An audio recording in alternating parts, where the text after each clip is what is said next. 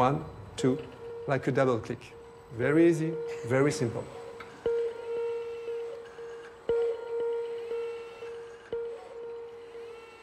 J'ai trop envie d'y retourner, parce qu'en fait j'ai fait beaucoup quand j'étais adolescent, je voulais être cinéaste et guide de haute montagne.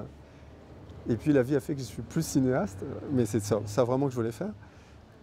Et j'ai un peu, par orgueil ou je ne sais quoi, j'y suis pas allé pendant 30 ans, quasiment. Ah oui. Et j'y suis retourné pour le film.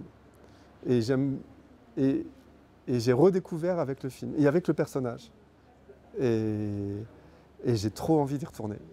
Mais maintenant je suis père, il faut que je fasse attention. Bon, T'es sûr? bah je résiste pas. Bah à mardi, hein, du coup. À mardi.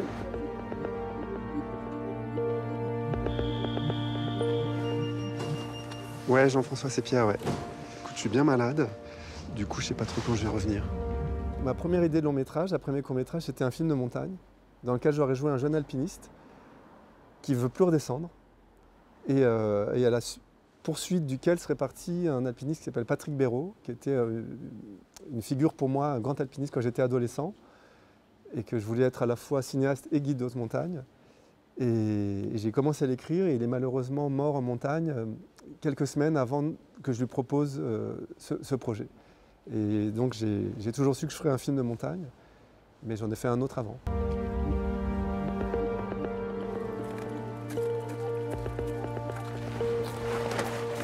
Moi je suis un peu lent, j'aime bien rêvasser, j'ai besoin de ça. Et c'est vrai que comme Vincent Napadeka, il m'a pris beaucoup de temps aussi. J'ai un peu voyagé pendant 1 an. Après, j'ai hésité entre 2 projets. J'ai commencé un projet, puis j'ai eu un enfant, puis j'ai changé de projet, qui était donc la montagne. Et finalement, l'écriture, le financement, ça s'est fait sur 4 ans, quoi, ce qui n'est pas délirant.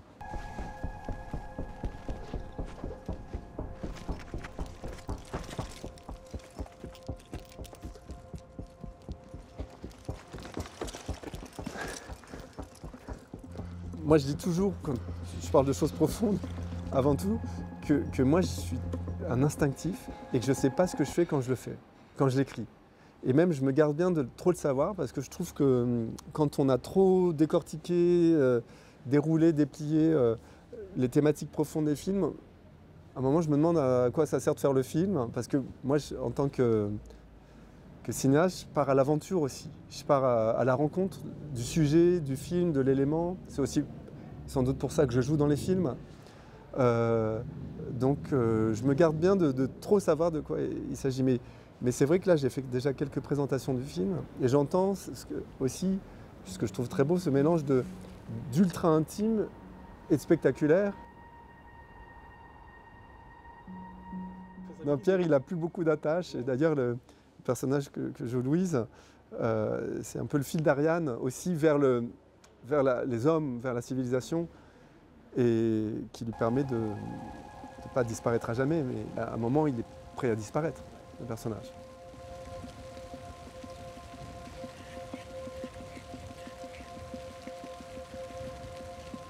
Comme les personnages sont beaucoup seuls en montagne, il y a peu de dialogue. Et comment créer cette relation, effectivement, et ce hors-champ, et comment faire qu'on soit quand même nourri et qu'on se dise pas mais on n'a rien à croquer avec ces personnages. Et c'était vraiment un travail d'écriture. Comment, pour le personnage que joue Louise Bourgoin, par petites touches, de faire exister un passif, un passé. Elle dit qu'elle a beaucoup bougé, elle cite des grandes capitales, puis elle dit qu'elle est revenue, puis la manière qu'elle a de dire qu'elle est revenue, comme une aimantation, une nécessité de revenir à la montagne. Et puis de manière un peu impressionniste, la première fois qu'on la voit, elle est de dos, elle regarde la montagne. Excusez-moi. Bonjour. Bonjour. Est-ce que je pourrais vous demander un service? Oui. Enfin, ça dépend, mais... Ce serait de me poster cette carte en bas et de m'acheter un timbre. J'ai ce qu'il faut pour payer. D'accord. Et puis progressivement, on découvre qu'elle a un rapport. C'est elle aussi qui lui apprend à faire les lacets d'une bonne manière.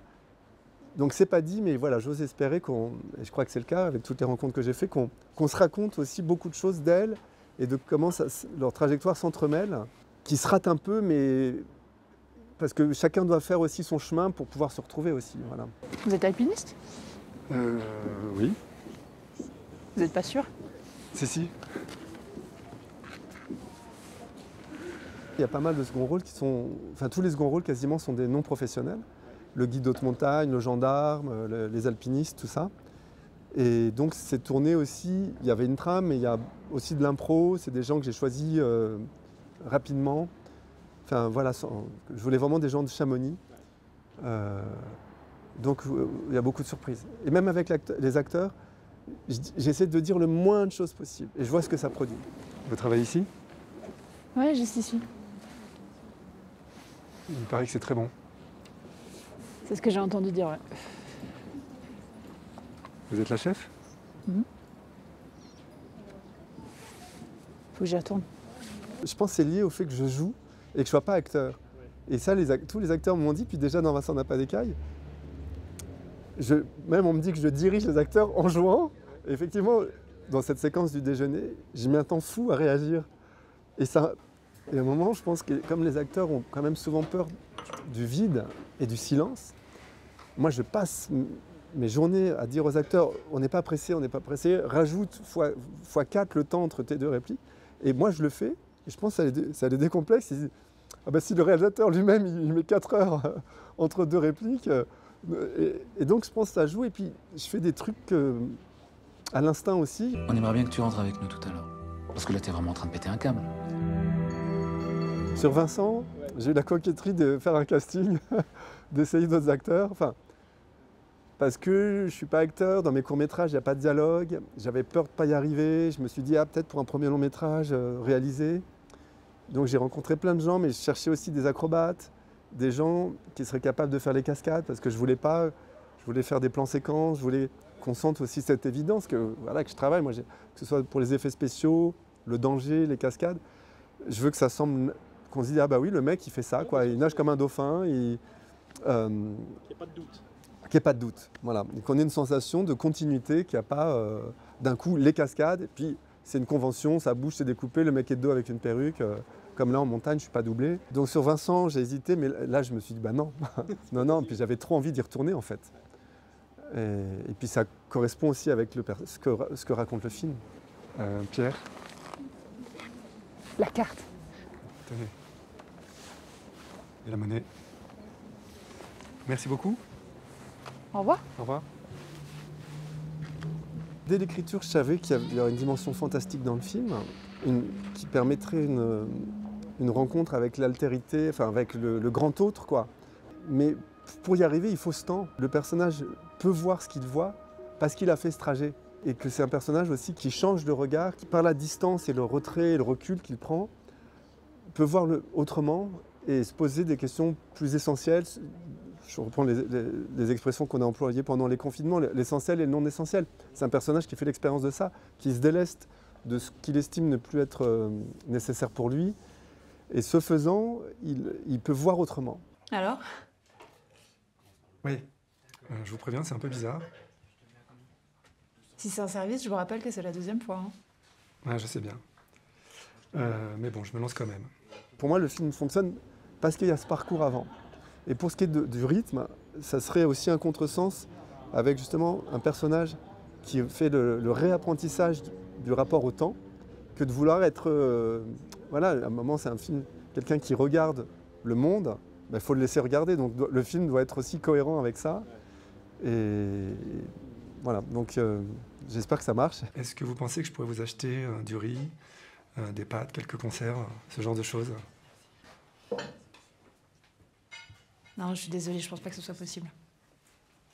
Ici, on commande juste ce dont on a besoin, et en plus, c'est pas moi qui gère les paiements et tout. Non, par contre, je peux vous dépanner de 2 ou 3 trucs, vous garder des restes, mais ça sera pas grand-chose. Moi, je veux bien, ouais. Moi, mon rapport au cinéma, c'est la fabrication. C'est de faire les choses. Et j'ai confiance dans le fait. J'enseigne pas mal et je dis toujours, cherchez pas à trop savoir parce que ayez confiance dans le fait que vous savez que vous vous engagez sur un long process qui va être très dur parfois. Et que si vous le faites, c'est qu'il y a des raisons, il y a de bonnes raisons. Sauf une catastrophe. Et je dis, ayez confiance dans ça. Qu'est-ce qui vous anime?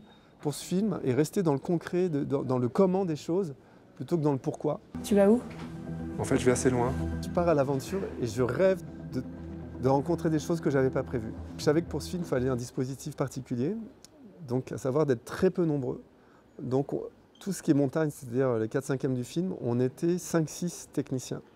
Il y a même 2 semaines, on était 2, un chef-op alpiniste, moi qui réalise, qui joue et qui m'occupe du son, et 2 guides d'autres montagnes qui nous sécurisent. Dans le film, il y a des plans, voilà, de nuages, des choses qui n'étaient pas dans le scénario, mais qui sont dans le film, et des choses qu'on a vraiment inventées sur le moment.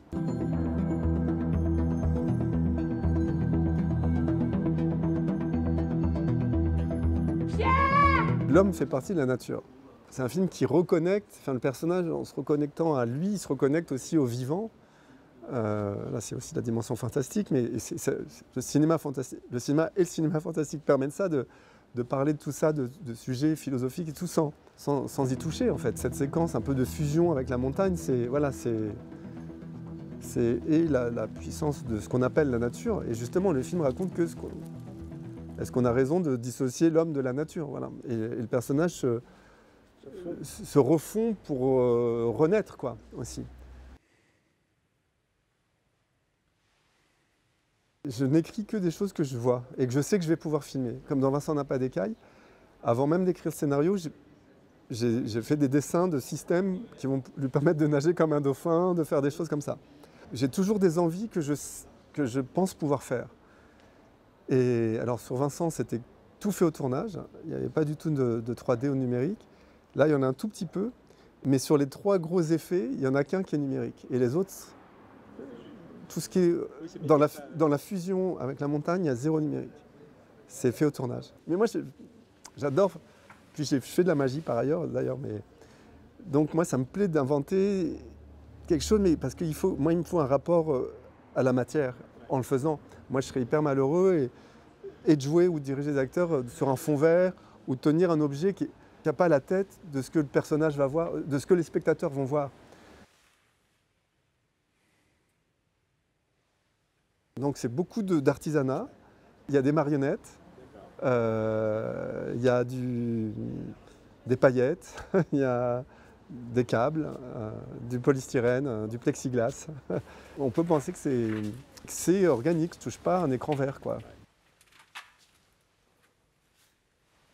Et le tournage a été un miracle, hein. Enfin, ça a été une aventure humaine merveilleuse. Et il n'y avait que l'assistant caméra et moi qui avions fait de l'alpinisme. Et mon chef-op, Alexis Kavirchine, avec qui j'avais travaillé sur Vincent n'a pas d'écailles, il s'y est mis comme le personnage, et on a tourné beaucoup au-dessus de 3005, on a 25% d'oxygène en moins, on s'est tous tapé des migraines, des nausées, des vertiges, mais personne n'a été mal, et à la fin, tout le monde pleurait que ça se termine, quoi. Surtout, c'était après le confinement, on a démarré pendant le 2e confinement. Parfois, on dormait 4 nuits en refuge, on redescendait, puis on voyait les gens, nous, il faisait moins 15, mais il faisait 15 en bas, et les gens en t-shirt, enfin, on a vécu un truc, puis on remontait. Il y a un paradoxe absolu. Ouais, c'était génial, enfin, c'était fou. La journée, on se disait, est-ce que je sors la 2e doudoune du sac à dos?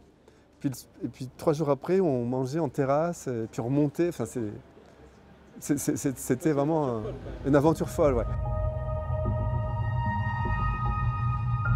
Il s'est passé quelque chose? Non, rien de spécial.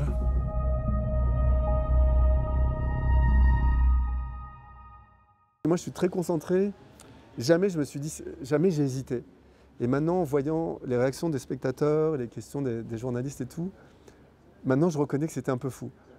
Mais avec ma productrice, qui est aussi ma grande sœur, on ne se l'est jamais formulé avant. Ouais.